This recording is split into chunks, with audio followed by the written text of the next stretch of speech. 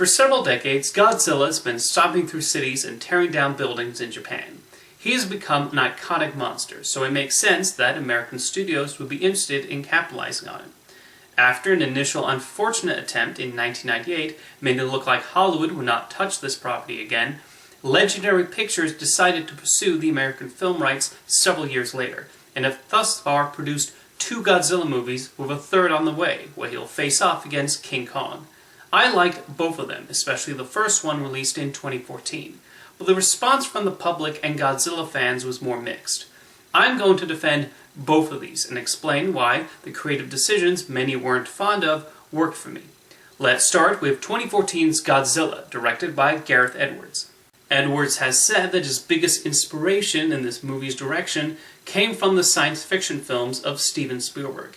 And watching Godzilla, one can definitely see the dead odes to the likes of Jaws and Close Encounters of the Third Kind.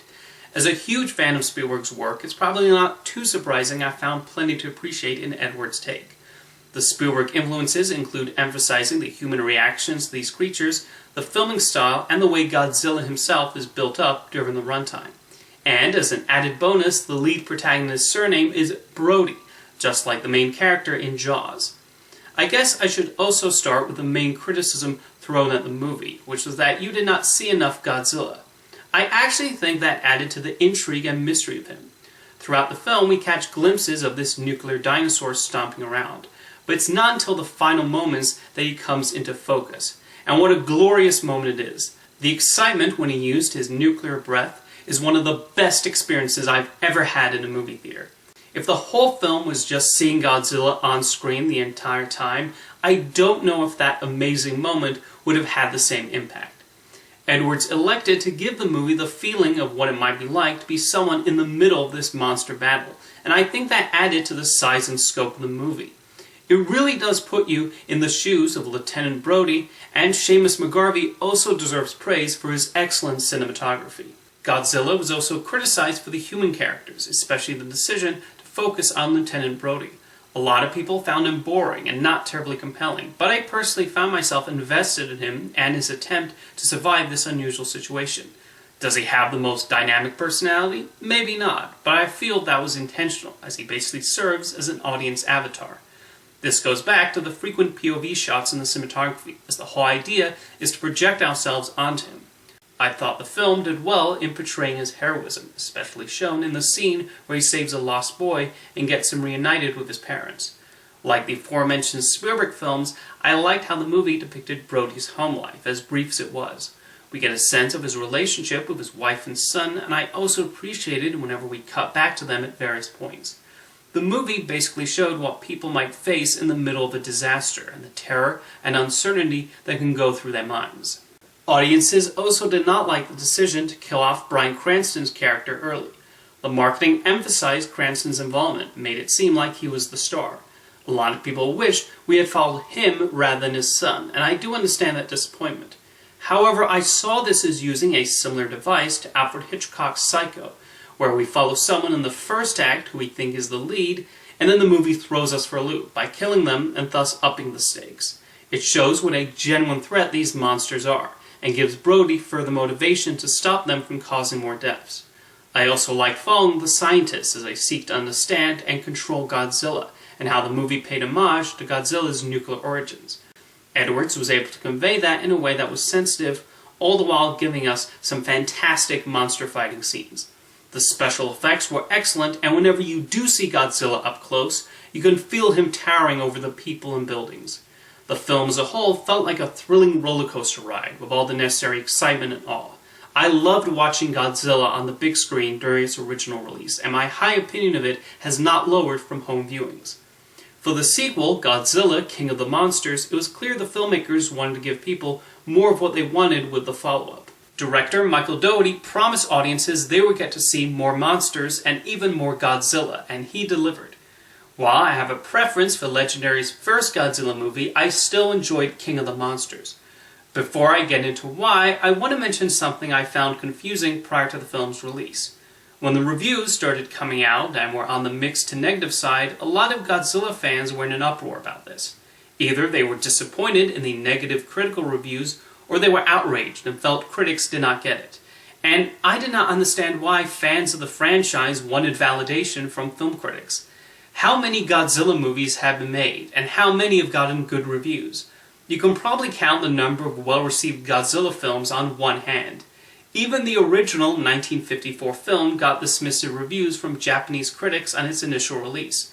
Why did the fan base want King of the Monsters to get critical praise? If you're a fan of these movies, it's because they appeal to you in spite of what critics have long thought. You don't need validation from others in order to continue loving your giant monster flicks. Anyway, I thought King of the Monsters succeeded at being the monster beat-em-up movie it set out to be. In addition to Godzilla, we also got to see Rodan, Mothra, and King Ghidorah. The designers and effects artists did an excellent job of bringing these creatures to life, and it was a lot of fun seeing them use their various abilities and watching them brawl. Of course, the Big G is the star of the show, and he gets plenty of moments to shine and prove himself as, well, the King of the Monsters. One thing I found strange was the decision to stage so many monster-heavy scenes behind rain, snow, and other elements.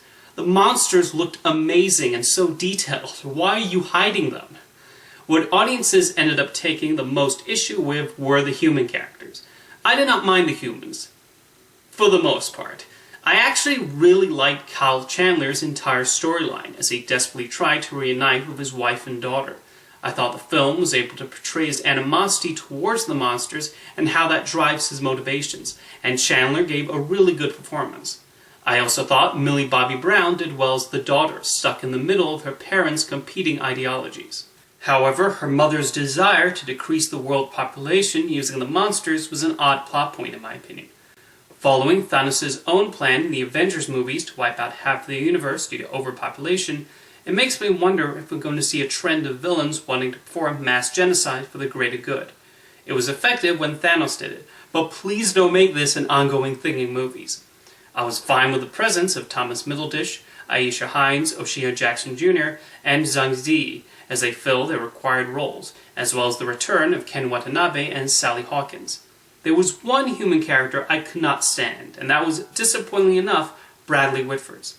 He is a great actor, and one whose presence is often appreciated. The decision to cast him as the comic relief stenographer makes sense.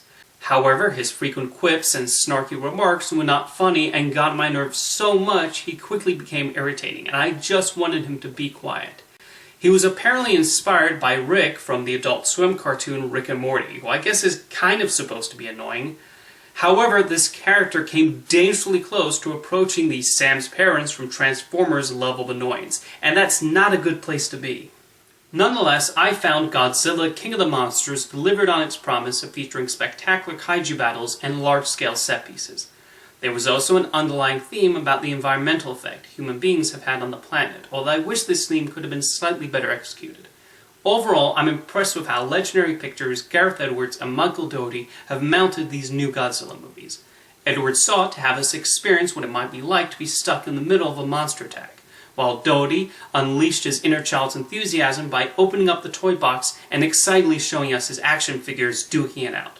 Both results made for entertaining spectacles in my opinion. Having enjoyed these, I'm very curious to see how director Adam Wingard puts his own stamp on the giant lizard with the next film, Godzilla vs. Kong. See you next time.